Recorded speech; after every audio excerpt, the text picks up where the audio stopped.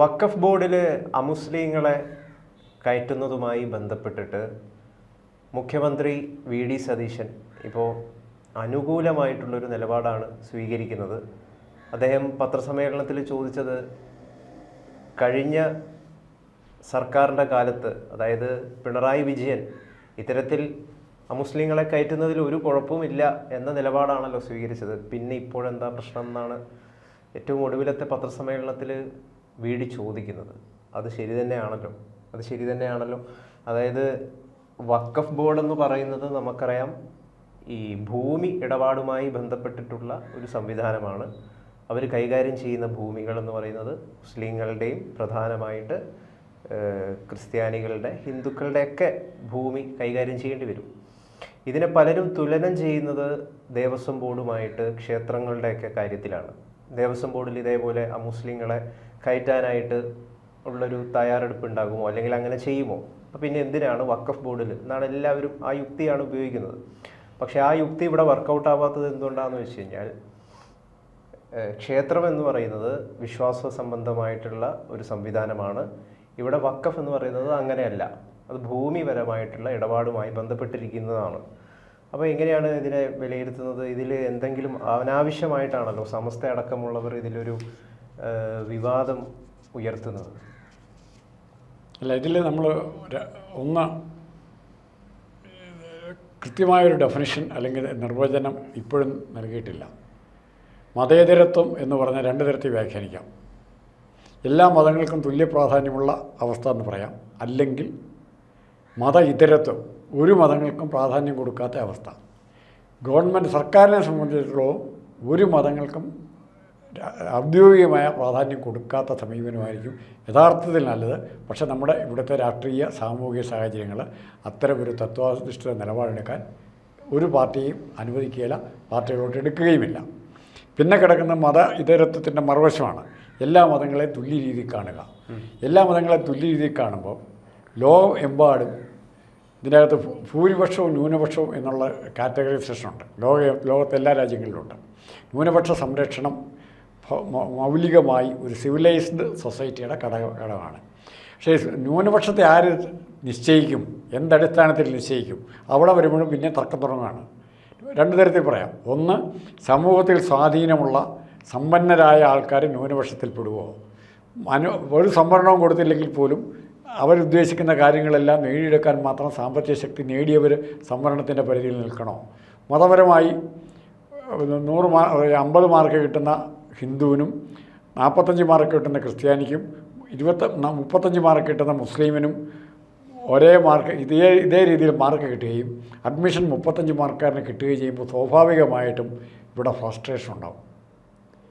ഇവിടെ സംവരണം നടപ്പാക്കണേ തന്നെ പോസിറ്റീവായിട്ട് സയൻറ്റിഫിക്കായിട്ട് പഠനം നടന്നിട്ടില്ല. ഇപ്പോൾ ഇവിടെ വഖഫിൻ്റെ സ്വത്തിനെ കുറിച്ച് പറയുന്നത്, അത് ഇവിടെ നേരത്തെ ഒരു മറക്കരുത്, 600 വർഷം ഈ രാജ്യം ഭരിച്ചിരുന്ന മുസ്ലിം രാജാക്കന്മാരായിരുന്നു, മുഗൾ രാജാക്കന്മാരായിരുന്നു. ഉത്തരേന്ത്യ, കേരള ഉദ്ദേശമല്ല പറയുന്നത്. അപ്പോൾ അവരുടെ കാലത്ത്, ഭരണകാലത്ത് മുസ്ലിങ്ങൾക്ക് ഒത്തിരി ആനുകൂല്യങ്ങൾ കൊടുത്തിട്ടുണ്ട്. ആ ആനുകൂല്യങ്ങൾ തിരിച്ചെടുക്കാൻ പറ്റുമോ? 600 വർഷം ചെറിയ വർഷമല്ല.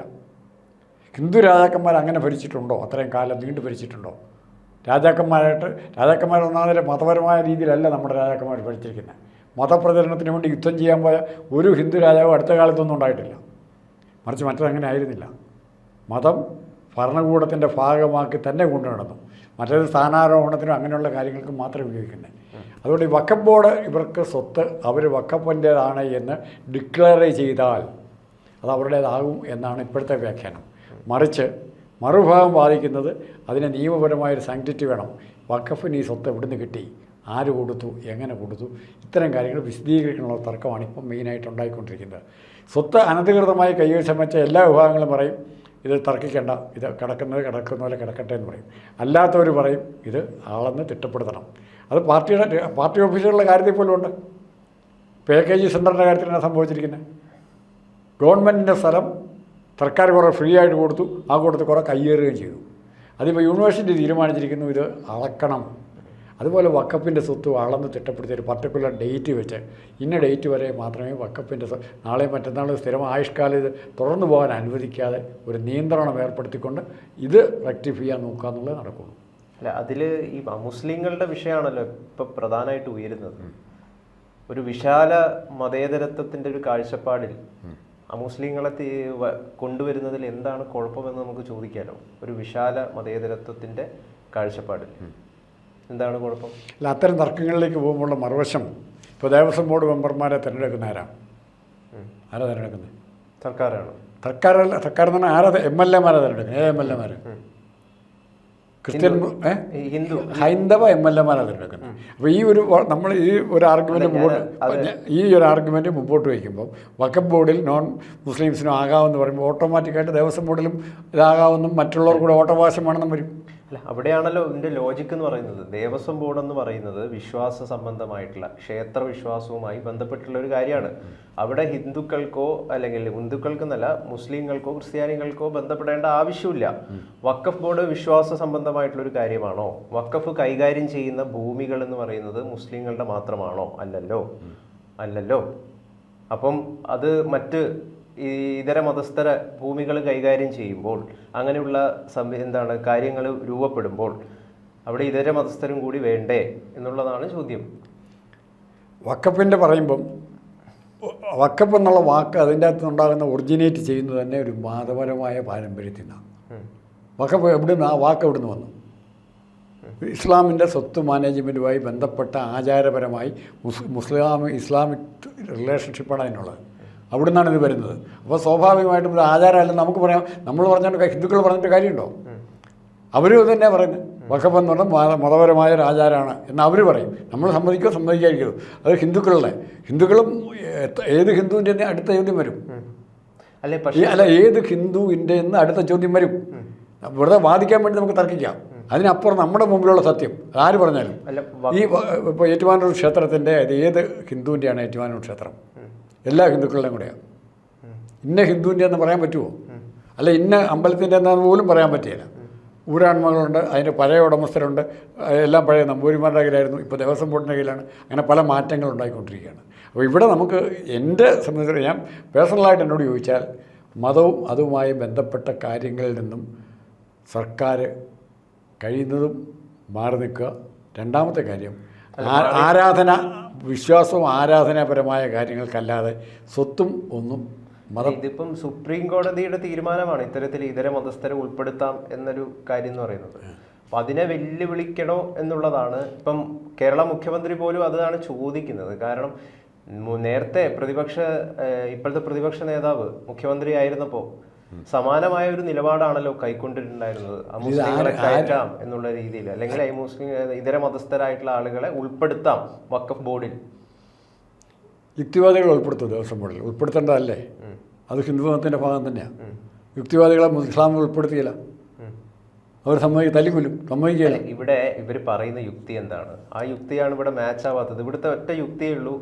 ഇത് ഭൂമി സംബന്ധമായിട്ടുള്ള വിഷയമാണ് വഖഫ് ബോർഡ് കൈകാര്യം ചെയ്യുന്നത്. വഖഫ് ബോർഡിന് ചിലപ്പോൾ ഹിന്ദുക്കളുടെ ഭൂമി കൈകാര്യം ചെയ്യേണ്ടി വരും, ക്രിസ്ത്യാനികളുടെ ഭൂമി കൈകാര്യം ചെയ്യേണ്ടി വരും.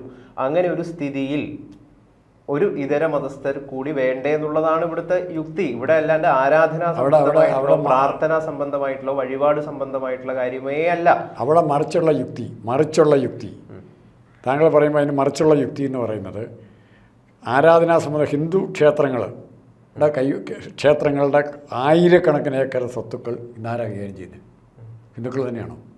ആരുടെയൊക്കെ കയ്യിൽ സ്വത്ത് എത്തിയിട്ടുണ്ട്? എങ്ങനെ എത്തി? അങ്ങനെ നമ്മൾ ആ ലോജിക്കലായിട്ട് ആലോചിക്കുക. ഇപ്പോൾ കൊട്ടിയൂർ ക്ഷേത്രം ഈ അടുത്ത കാലത്ത് വലിയ ഉത്സവം നടന്ന ക്ഷേത്രമാണ്. കൊട്ടിയൂർ ദേവസ്ഥത്തിൻ്റെ എത്ര ഏക്കർ ഭൂമി പുറത്തുണ്ട്? ഒരു നിയന്ത്രണമില്ല. ഹിന്ദുക്കളുടെ ആ സ്വത്തിന് നിയന്ത്രണമില്ല. ഇവർക്ക് മുസ്ലിംസിൻ്റെ സ്വത്തുകൾക്ക് അവർക്കും രേഖകളില്ലിപ്പം വെള്ളത്തിൽ കൊടുക്കാൻ അവരും വിഷമിച്ചിരിക്കുക. ഇത് രേഖാമൂലം ഇത്ര സ്വത്ത് ഓരോരുത്തർക്കും ഉണ്ട് എന്ന് പറയുകയും അത് ഇത്ര നാൾ മുതലുണ്ടെന്ന് പറയുകയും അത് അതിൻ്റെ ഒരു കാലപ്പഴക്കം തീരുമാനിച്ചാൽ ആ കാലഘട്ടത്തിന് ശേഷം വന്ന ഒരു വഖഫും ഇല്ല, ഒരു ദേവസ്വവും ഇല്ല എന്ന് പ്രഖ്യാപിക്കാൻ തൻ്റെ ഉള്ള ഒരു സെക്കുലർ ഗവൺമെൻറ് ഇവിടെ വേണം. അത്രേ ഉള്ളൂ. സാർ, ഈ വഖഫ് അമെൻമെൻറ്റ് ബില്ലിനെ, ഭേദഗതി ബില്ലിനെ അനുകൂലിക്കുന്നുണ്ടോ? അല്ല, ഞാൻ വഖഫ് എന്നുള്ള കൺസെപ്റ്റിന് തന്നെ എതിരാണ്. കാരണം സ്വത്തുമായിട്ട് ബന്ധപ്പെട്ട കാര്യങ്ങൾ സർക്കാർ ഇടപെടേണ്ട ആവശ്യമില്ല. അത്ര തന്നെ. അത് സിവിൽ നേച്ചറാണ്, ആചാരപരമായ നേച്ചറല്ല. വഖഫാണേലും ദേവസ്വമാണേലും.